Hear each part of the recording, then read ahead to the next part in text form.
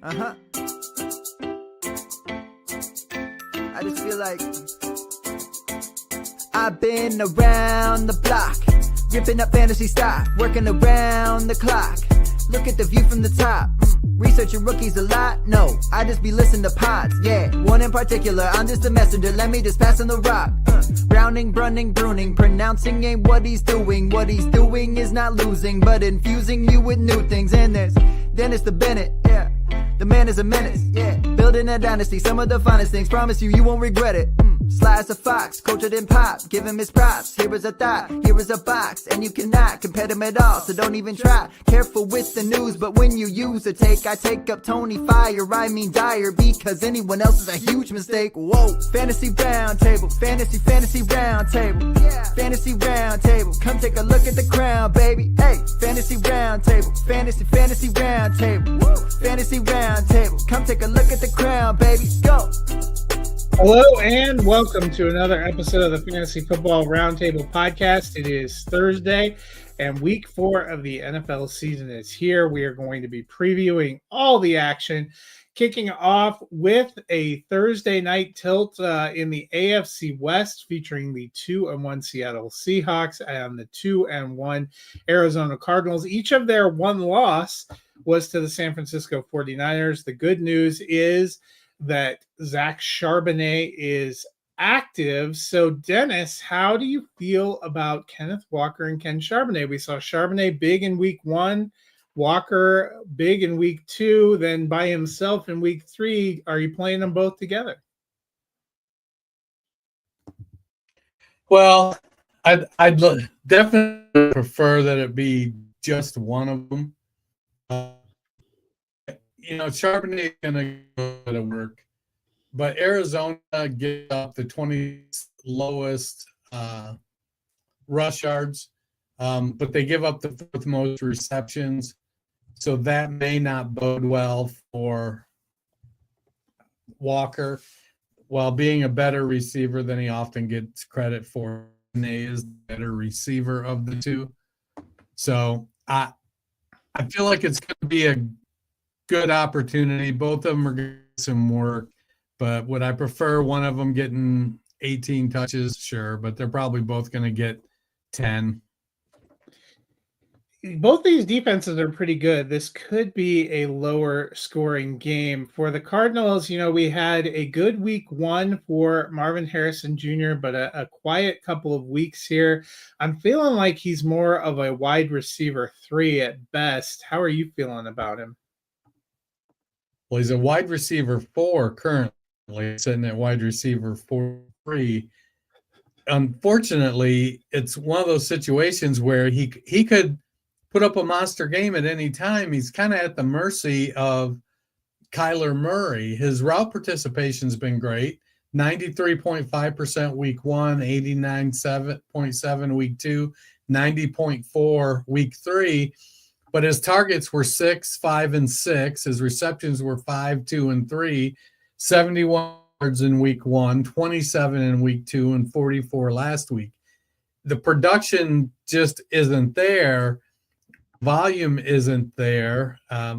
McBride is getting a ton of volume. So the Seahawks give up the second fewest fantasy points to wide receiver through the first 3 games, but they give up the second most fantasy points to tight ends. I'm not going to lie, I got a couple stacked teams where Marvin Harrison's going to be on my bench. Yeah. I'm taking the Seahawks in this one. So am I. Next up, we have the first of the International Series games, the 2-1 Minnesota Vikings at the 2-1 Pittsburgh Steelers in Ireland. This one taking place 9:30 a.m. Eastern, so be on the lookout for that. Jordan Addison got a 3-game suspension for his DUI. He is back in week 4. How are you feeling about him and his return? He's going to step right into his old role. Jalen Naylor performed well. J.J. McCarthy performed pretty mediocre. Carson Wentz had an okay week last week. He was QB 13, but he only threw 20 passes in a blowout win versus Cincinnati. So, 12 of 32 games Addison has had 8+ targets. So he doesn't get a lot of targets. He only averages 6.5 targets per game. I expect he's probably going to be in that 6 or 7 target range. He'll probably convert 4, and there's always the potential he goes deep. He does have a tendency to beat teams deep.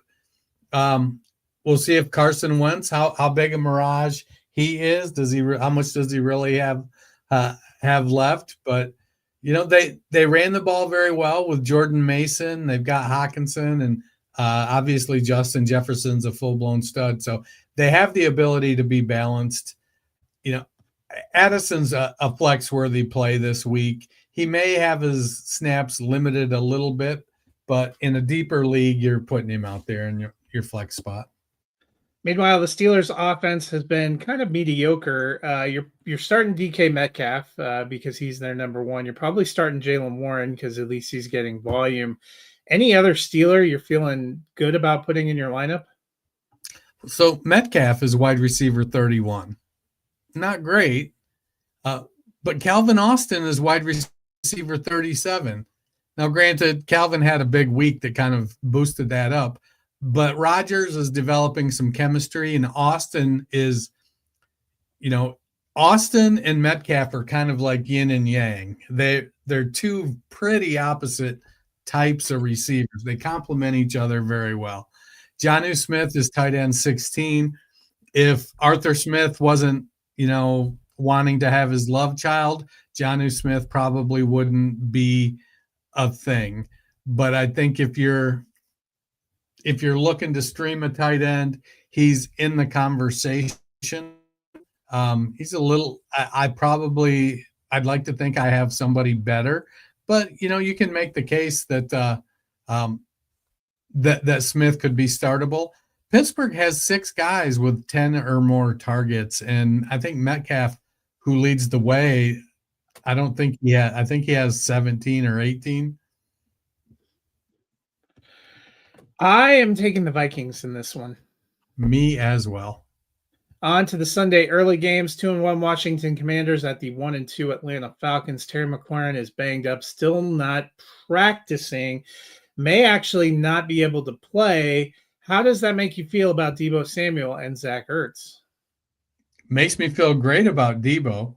Luke McCaffrey's the other guy that seems to be, Noah Brown is out.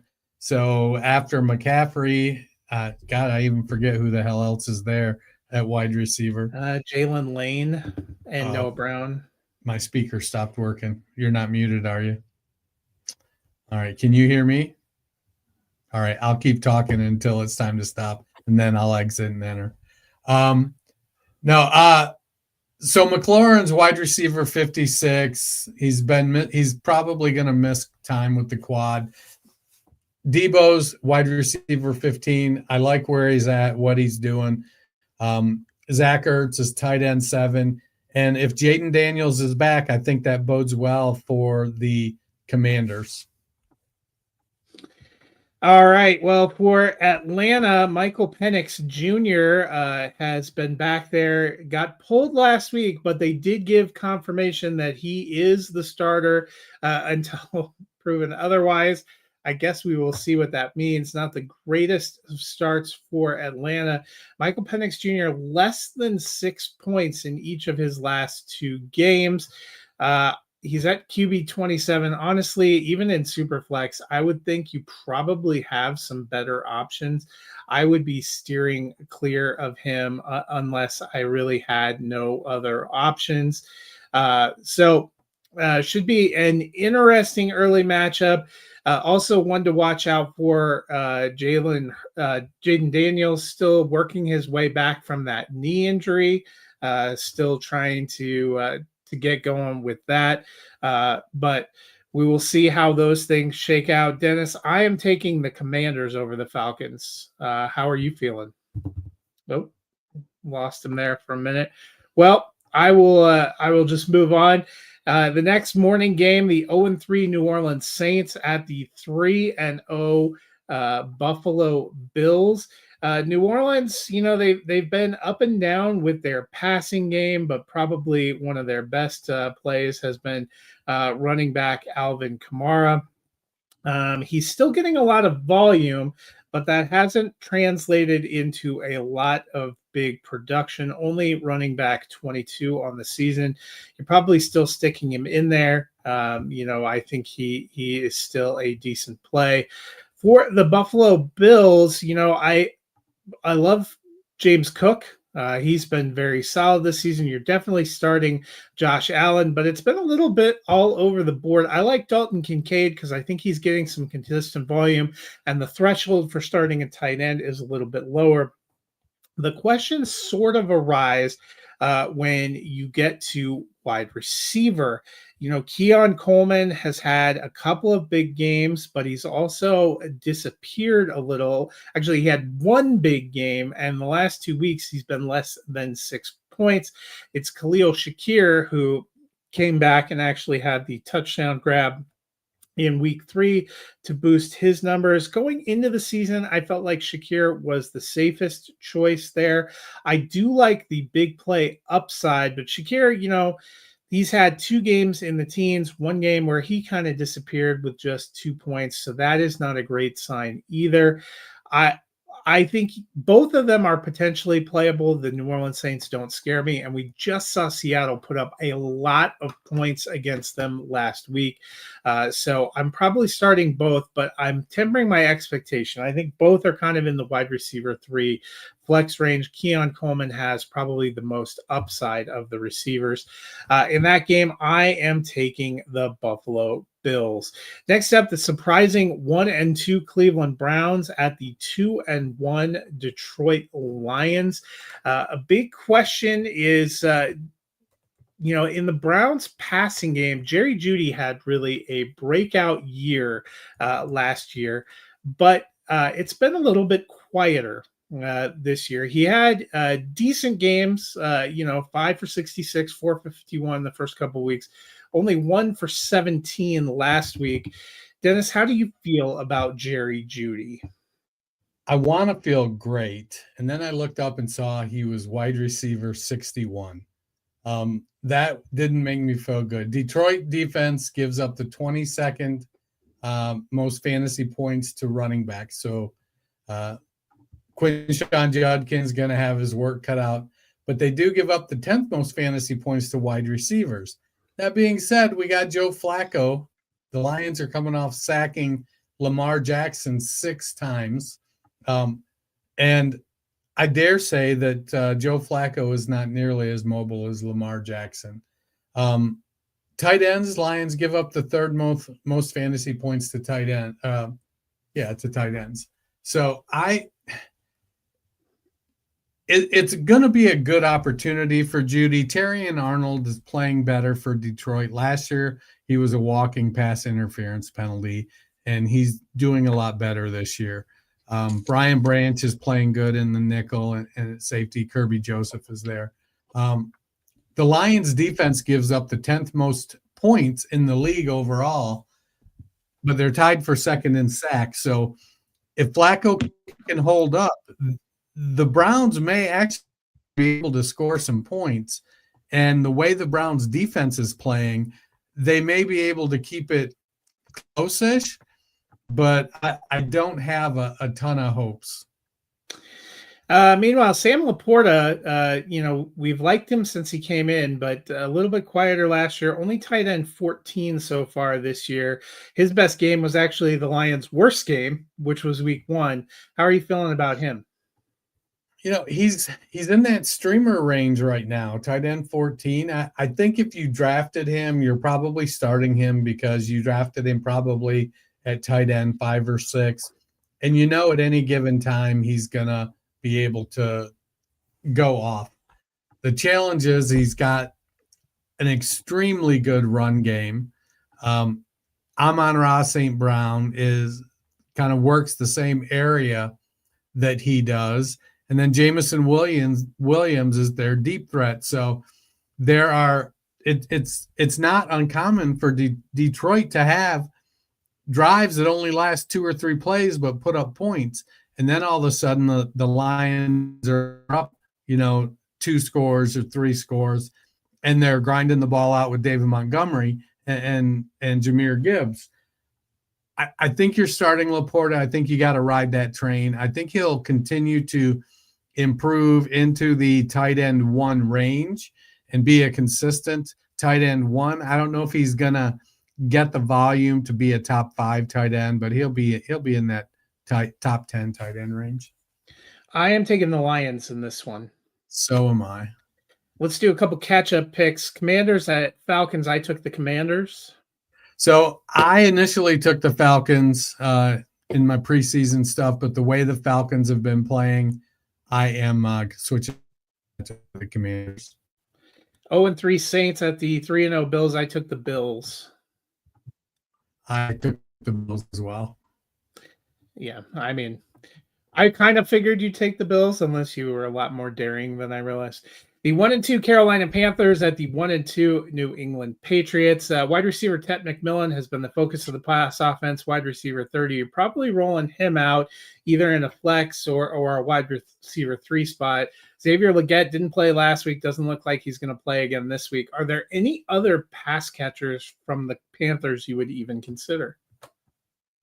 It almost feels like Legette is on that Laquan Treadwell path, doesn't he? Yeah.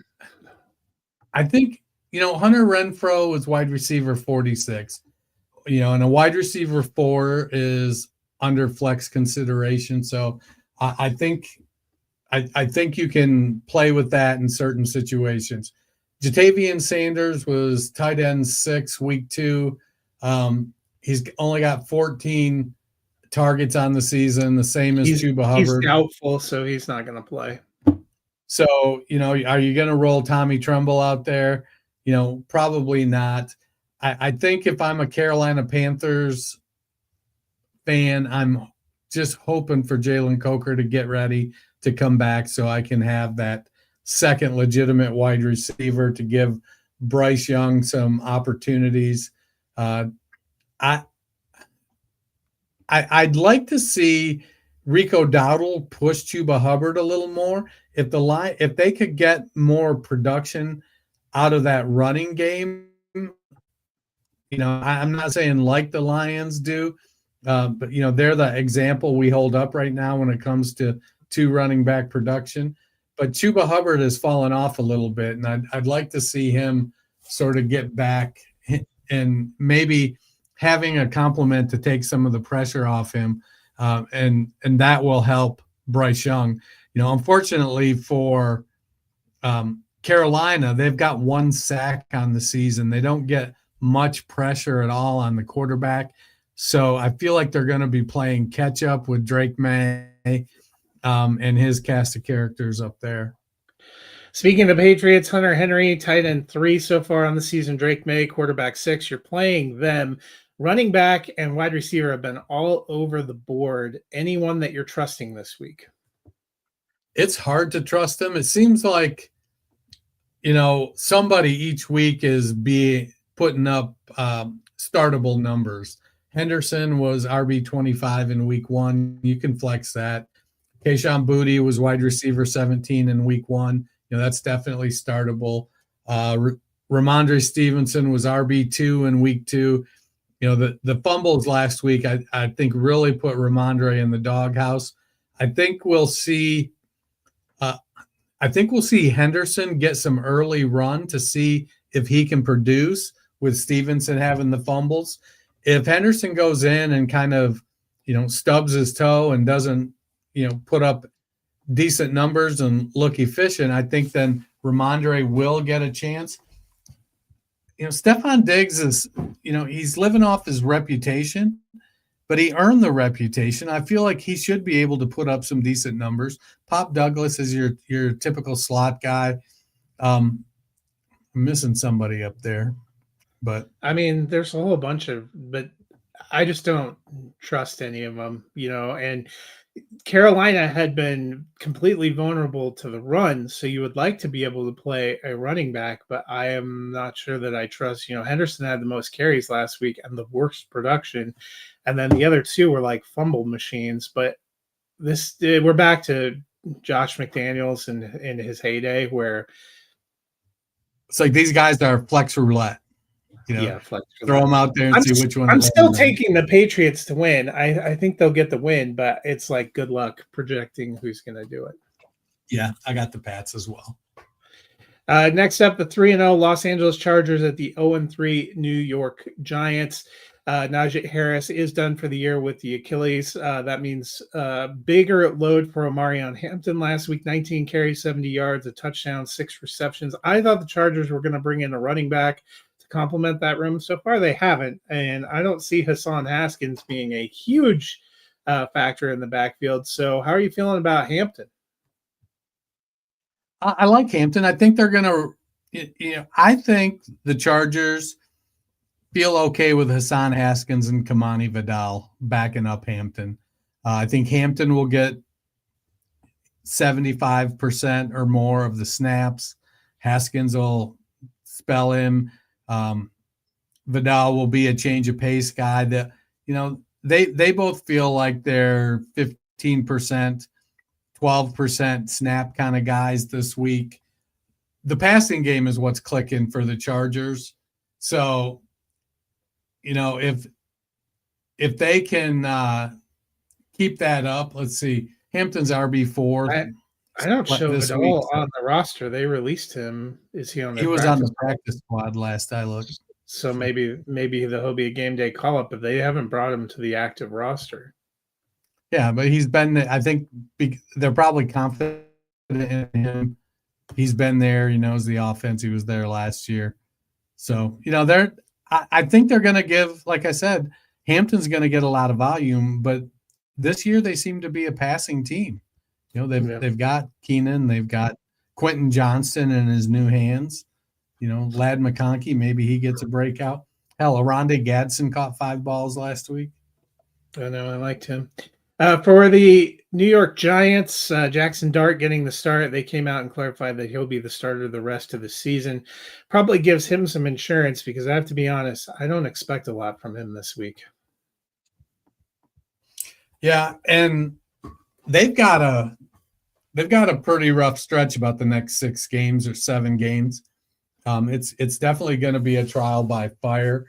The Chargers have the 10th highest QB pressure rate in the league, but they're not converting them to sacks very well. They only have 7 sacks, which is kind of middle of the pack. So that bodes well. We see quarterbacks, it's easy to look good when you're not under pressure. So Jackson Dart is going to get an opportunity to build on his great preseason here in week 4. The passing defense for the Chargers is top 3rd in fewest yards, lowest completion percentage, and fewest touchdown passes. They've only given up 2 touchdown passes on the season, but they give up the 2nd most rushing yards to quarterbacks. So this could be one of those run for some yardage kind of games for Jackson Dart. And then if he break loose and get a deep pass to Malik Neighbors or something to Wan'Dale Robinson. I don't think the Chargers are going to win, or the Giants are going to win. I had initially picked them earlier in the season or in the off season because I didn't expect a lot out of Jim Harbaugh, but the Chargers are playing well and they're going to be my pick today. Yeah, and Jackson Dart, not a terrible runner. In his 3 years at Ole Miss, went for 1,498 yards and 12 touchdowns. So you could be onto something. I am taking the Chargers as well. Probably the marquee matchup of the early window, the 3-0 Philadelphia Eagles at the 3-0 Tampa Bay Buccaneers. Dennis, I want to talk about Saquon Barkley. He's RB15 on the season. You're definitely still starting him, but only 194 yards rushing and 2 touchdowns total so far through 3 games, less than 3.5 yards per carry average, only 10 receptions, not a ton in the passing game either. Are you a little worried about his production coming off such a historic year? I think his production is kind of where we expected coming off a historic year. We see it time and time again. A running back goes out and puts up 400 plus touches, And the next year, even when they stay healthy, their production takes a significant dip.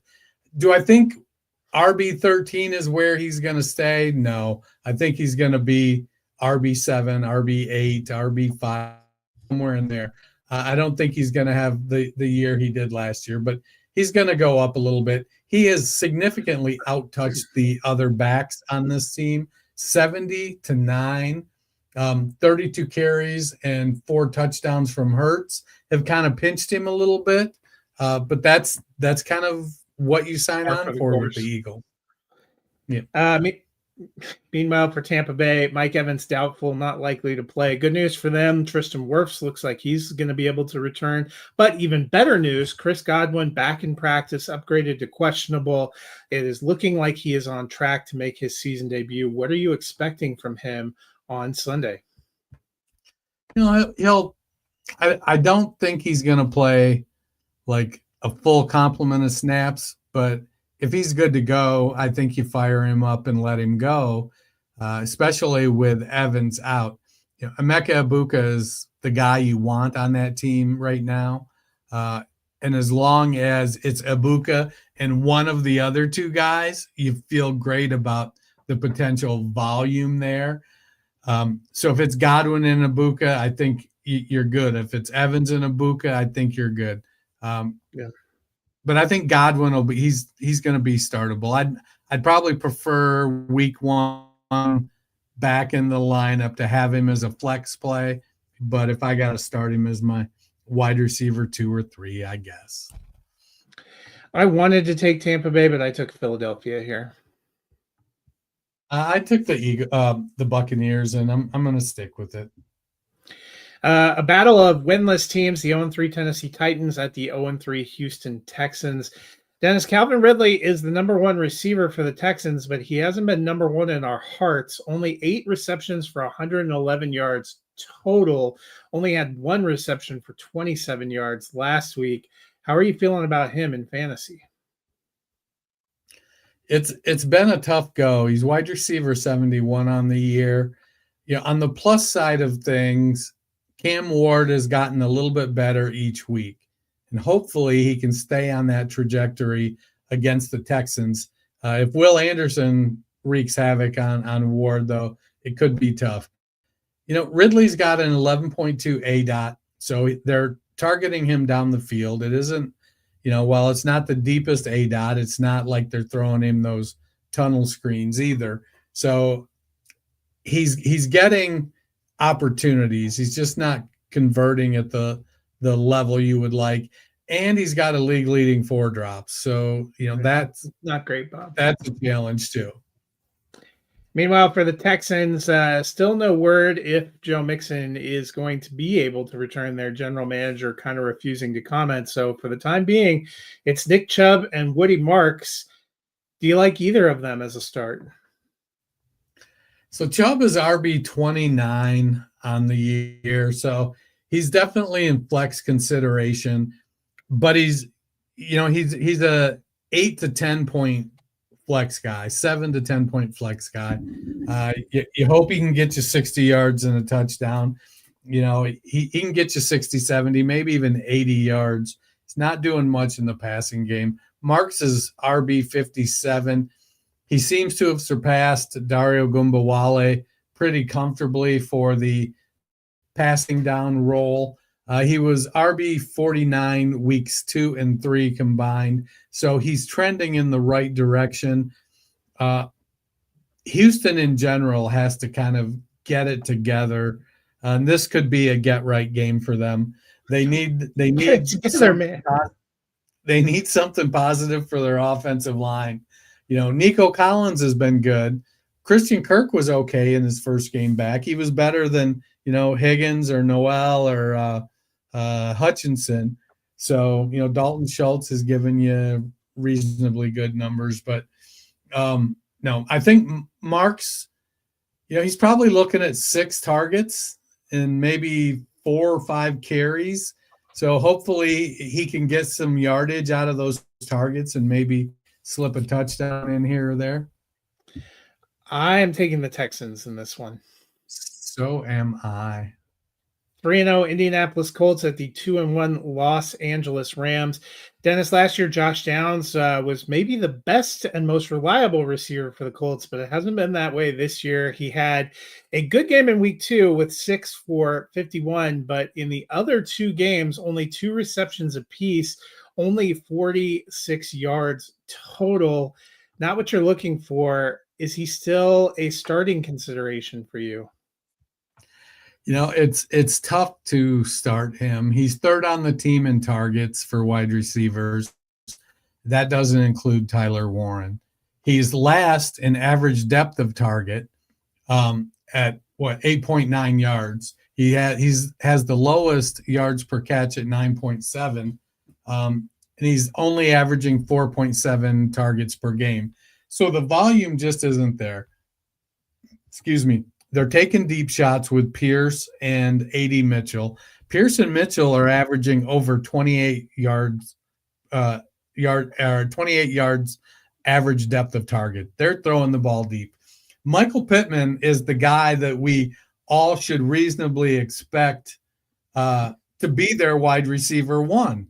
He's 6'5", 225 pounds with decent speed, good hands.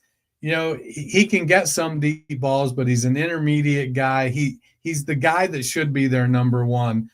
We were off him because of Anthony Richardson, and it for good or bad. Well, Daniel Jones is playing lights out. They've got Jonathan Taylor, who's poised to put up the RB1 season, and then Tyler Warren is finally getting them a tight end worth throwing the ball to. So the offense is humming. The defense isn't bad.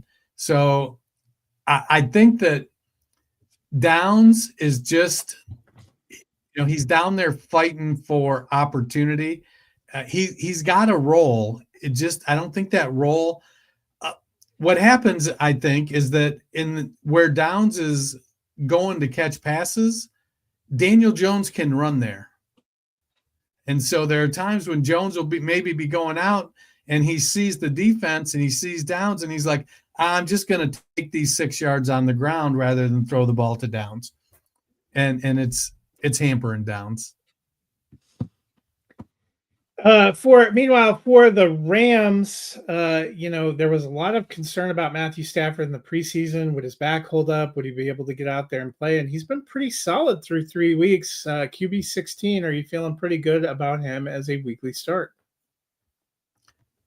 In Superflex leagues, I think, he needs to get more production if he's going to move up into weekly consideration or anything more as a streamer opportunity for a 1 quarterback league.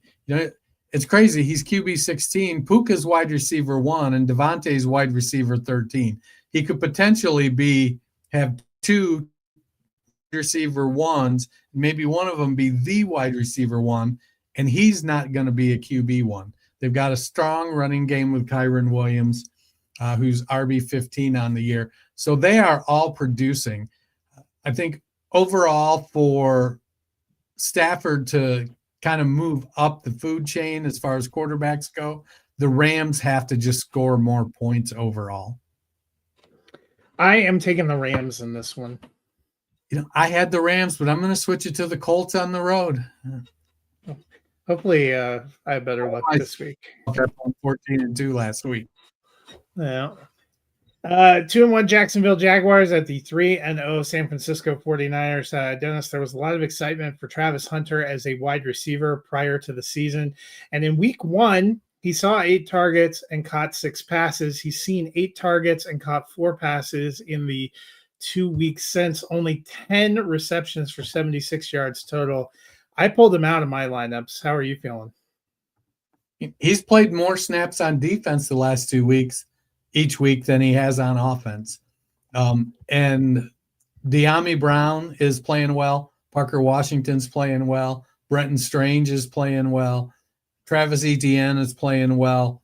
Bashal Tutin is playing well. So they have no shortage of weapons. And I forget it's Jarian. God, I forget the guy's last name. The other cornerback is dinged up a little bit. And And so if your other starting cornerback, one of your two top cornerbacks is banged up, and you've got Travis Hunter, you'd be crazy not to play Travis Hunter at cornerback. Jerry and Jones. I typed it on my sheet. I guess I should read my sheet. It's the end of the week. I mean, he'll play 2 snaps in week 3. So Jerry and Jones is not on the injury report anymore. Okay. So I like Travis Hunter's ability as a wide receiver. They're just not I think they're starting to realize he's a better cornerback than he is a wide receiver. Meanwhile, for the 49ers, Brock Purdy back in practice, still been limited. Mac Jones also limited with a knee bang up. It feels like Brock Purdy is tracking towards starting. If he's back in the lineup for the 49ers, are you playing him? Yeah, I think so. I think, we've seen he can be a top 10 quarterback. He's coming off an injury, he's probably not going to run much, but he's kind of sneaky athletic. He's got okay speed. So I think with Ayuk a mystery and Jennings banged up, Pearsall's sitting at wide receiver 16. Demarcus Robinson coming back this week. Is he off suspension? Yes, he is. So they got Kendrick Bourne there. And then they still have Christian McCaffrey. Well, McCaffrey's not doing much in the run game with the, 3.4 yards a carry or whatnot.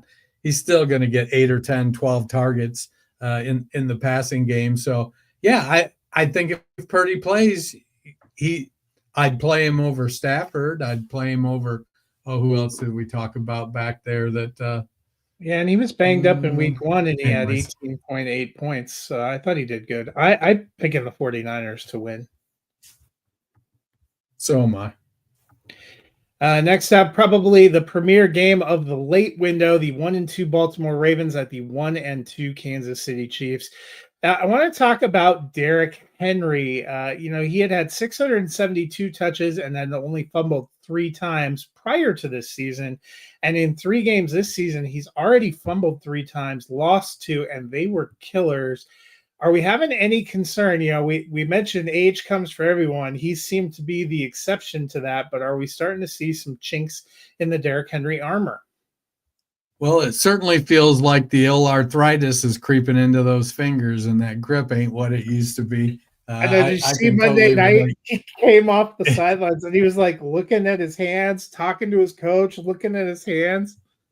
So it's crazy. So my son plays baseball. He plays on a travel team that has defensive issues, and it's wild to watch these kids. Every single one of them, when they make a fielding error, goes and looks at their glove like, "What did you do?" And it's like that. No, I think if you roster Henry, you're riding him. You can't really. At this point, we're only 3 weeks in. I think he's going to be fine. The Ravens, despite the 1-2 record, we feel pretty comfortable. They're a good team. The challenge is that they have better wide receivers this year. They've accumulated over the last couple of years than they've had in several seasons. And Andrews is now starting to play well again. Charlie Kohler, their third tight end, has stepped up and made some clutch catches with Isaiah likely out. And they don't have any issues at all putting Justice Hill in and having him work in the passing game, or is the change of pace back. So is Henry are we thinking he's going to go for 2,000? No, but I think he's going to be just fine.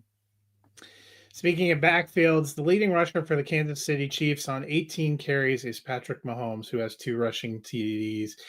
The other 2 backs have been, unimpressive. 25 carries for 92 yards, no touchdowns for Pacheco in 3 games, 23 carries for 81 yards, and a touchdown for Kareem Hunt in 3 games. They started mixing in Brashard Smith a little bit last week. How are you feeling about this Chiefs backfield? Not great, Bob.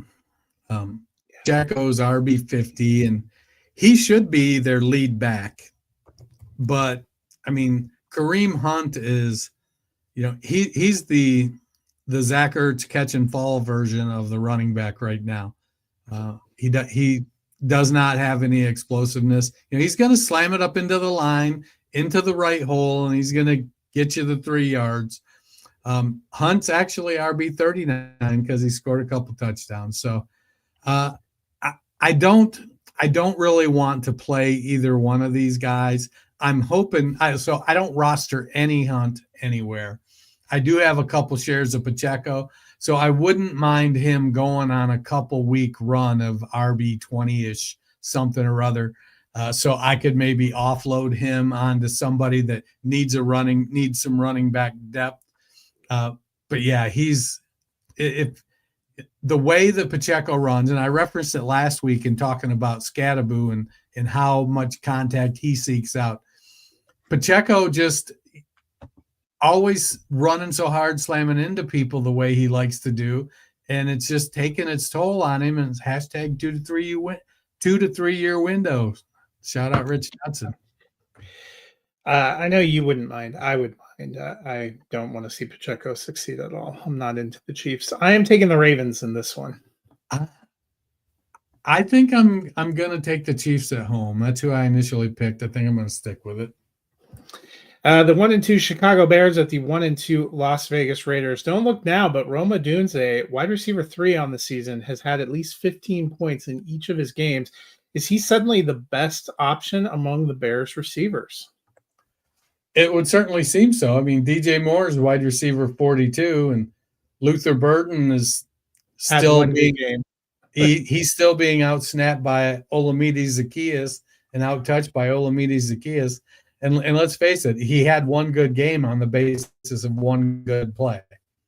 Now DJ Moore, 16 targets, 12 catches, 135 yards.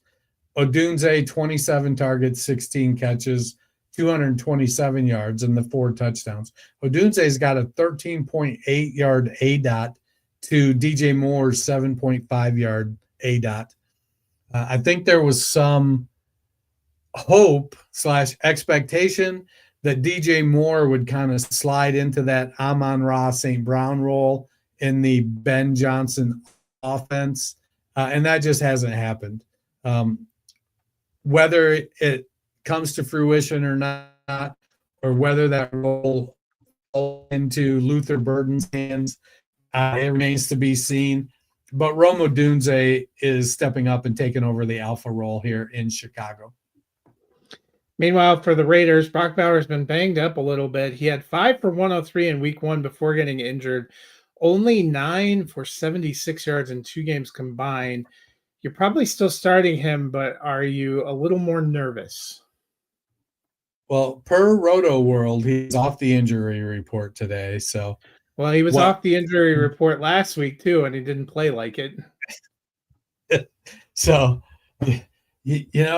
so I think it comes down to last week. I think it was a function of Trey Tucker going nuts.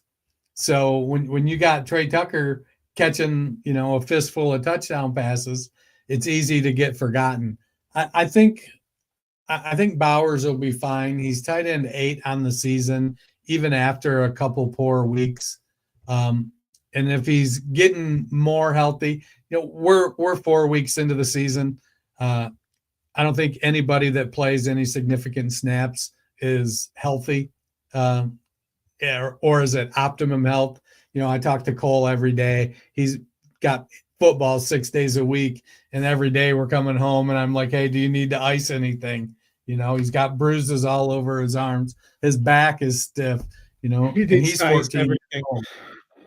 Yeah. And he's 14 years old. I will say I am really considering getting a cold tub. Is for me and my arthritis. I think I'm my wife is afraid with my AFib that I'm going to hop in and my heart's going to stop. But well, what a way to go. I'm going to take the Bears. I had the Raiders, but I'm switching to the Bears on this one. Isn't it hot water that causes more? They always tell you if you have a heart condition to avoid hot tubs. I didn't think it was cold pools, but maybe it's the shock. Yeah, maybe. I don't know. I just know that the ice water is really good for those joints of mine. The Sunday night football game is the 2-1 Green Bay Packers at the 1-2 Dallas Cowboys. It was a rough start for Matthew Golden, but last week, 4 receptions for 52 yards, got 3 carries. Nothing helps you succeed like playing the very generous Cowboys defense. Are you in on Golden this week? I'm probably, I think you're taking a chance when you start any of the Packers wide receivers. I like Dobbs. I think he's the one that is the most consistent. I don't know, the Dontavian Wicks, it's really Tucker Kraft is who you want in that. Kraft and Jacobs in that offense. Love attempting just 26 passes per game. Golden is behind Dobbs and Wicks in the pecking order. So he has the potential. He just hasn't seemed to been able to earn a bigger workload yet. I think it'll come. And, depending on what you have, like I've got a team that I have Mike Evans and CeeDee Lamb on. I would love to have Matthew Golden on that team to take a shot and hope maybe he breaks out now. Speaking of Lamb, he is not practicing, downgraded to doubtful. Tyler Booker, the guard, also downgraded to doubtful, expected to be placed on IR. Not looking good for the Cowboys. How are we feeling about Jalen Tolbert and Kevontae Turpin? So Tolbert last week doubled Turpin's targets. He had 6 targets to Turpin's 3 catches to Turpin's 2. Turpin had the big play, though, and ended up with 64 yards to Tolbert's 24. Over the last 2 weeks, Tolbert has had an 88 and an 89% route participation versus Turpin's 66 and 41%. It feels like Tolbert provides a better floor, but Turpin provides more potential ceiling between the two. They're going to be the 2 and the 3 while Lamb is out. George Pickens will be the 1. Jake Ferguson will get his run. And then Javonte Williams is like, y'all hated me. Look at me now, mother. There you go. Much like Packer backer, I'm taking the Packers in this one. I'm taking the Packers too. Monday night, we have a pair of games. They are only 1 hour apart. The one that starts at 5 Eastern. Dan's going to tune in to us during the Packers bye week. He just tunes in to listen to us talk Packers. Probably. Maybe we'll still talk Packers. The second 0-3 versus 0-3 matchup is on Monday Night Football. It's the early game, the 0-3 New York Jets at the 0-3 Miami Dolphins. Justin Fields missed week 3 with a concussion, but he's back practicing fully, expected to start. Are you starting him? Yeah. He was QB2 week 1 and QB 35 week 2 through 3 quarters. So, Glenn said he's starting if he's healthy. The Dolphins give up the 2nd most fantasy points to quarterbacks and the 9th most rush yards and the most rushing TDs to quarterbacks. It seems to be tailor-made for Justin Fields and his running ability. Now, I'd like to see him get keep Garrett Wilson involved, as he's probably the guy I roster the most on the Jets. But the Dolphins do feel like a good defense for Fields to go against. On the flip side, I said after how they looked the first 3 weeks, I was staying all away from Tua, but nothing makes you feel a little bit better about a marginal quarterback than playing a defense that's not great, and the Jets defense has not been great.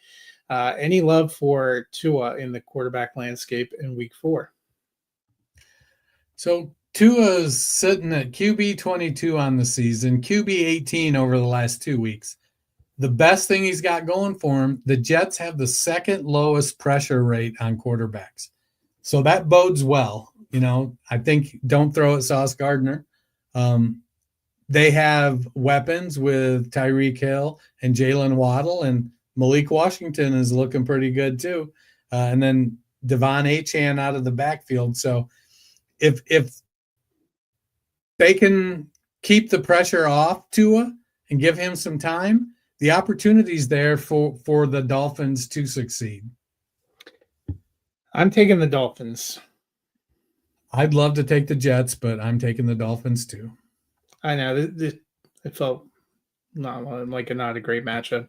The other Monday Night Football one that kicks off at 8:15 Eastern and is on ABC as well as ESPN is the 2-1 Cincinnati Bengals at the 1-2 Denver Broncos. Dennis, how are we feeling about T. Higgins? Only 7 receptions for 104 yards total this season, only 1 for 15 in week 3. Seems like it's been hard enough just to try to keep the volume up for Chase. Is there enough balls to go around? So Higgins is wide receiver 61 on the year. Honestly, my concern is that when the Bengals put in their wide receiver 3s, who are the guys that Jake Browning gets the most practice time with leading into him taking over for Burrow. We saw it, I think, 2 weeks ago with Mitchell Tinsley catching the touchdown pass, a preseason hero. Now, Browning, he was QB4 in 2023, weeks 12 through 18, filling in for Joe Burrow. He had 12 touchdowns, 7 interceptions. He averaged 19 completions on 27 attempts for 215 yards. So they weren't throwing the ball a whole lot. They just had a good team and were able to put up points. The challenge is going to be that offensive line. Chase Brown has not been able to get anything going on the ground. We saw Taj Boyd get some run last week. Noah Fant is putting in a little bit of work and getting some attention and kind of outperforming Mike Gesicki, but I don't think you can count on either one. I think you can make the case for sitting Higgins, depending on what your options are. I mean, are you going to start Greg Dortch over him? What are you playing with there? You're going to start Jamar Chase. I think Browning will end up being, a low-end super flex quarterback this season when all is said and done. But the offensive line has to play better, even a little better. Just get a little better. Don't kill the guy. You already killed one QB. I mean, the Broncos have 12 sacks through 3 weeks, so and they led the NFL in sacks in 2024, so probably not a great game for him. On the flip side, Bo Nix was quarterback 7 in 2024, but he has gotten off to a slow start, only quarterback 20 so far.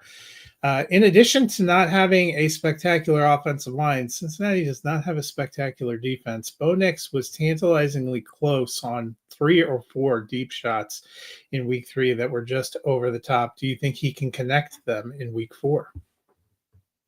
Yeah, I mean, he's going against one of the worst defenses in the league. And it's a shame that Cincinnati invested so much money in 3 players and no money in their O-line and their defense. They gave Hendricks a little bit, but by and large, they just set themselves up to be not successful. So Denver, despite the shortcomings of, their coach maybe calling plays sometimes, some of the things that may go wrong a little bit. Cortland Sutton and J.K. Dobbins are playing well. Troy Franklin, they got some guys that are doing stuff, and they got a good defense. It feels like another comfortable win for the Broncos. I don't know that Cincinnati scores 14 points. If not now, when for Bo Nix? I'm picking the Broncos too. I don't know if I want to use the word comfortable because nothing's been comfortable. Watching the Broncos this year has been like a proctology. Bo is trending in the right. Bo's trending in the right direction. He's QB 20 here, but he's QB 13 for the last 2 weeks. So they're getting there. Tell my blood pressure that he was trending in the right direction last week. My wife didn't even have to wonder what the outcome. She just said, I assume the Broncos lost when I came up because she heard me screaming.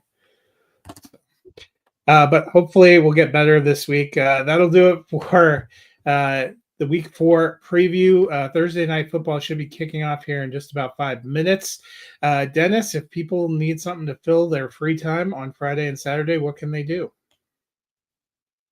They can do what we do. Go to your favorite podcast platform, hit that search bar, type in the Fantasy Football Roundtable podcast, and listen to literally hundreds of episodes of me having internet issues while we talk. And me crying about the Broncos. Some things will never change. That'll do it for us today. Hope you guys have a great week 4. We will see you on Tuesday.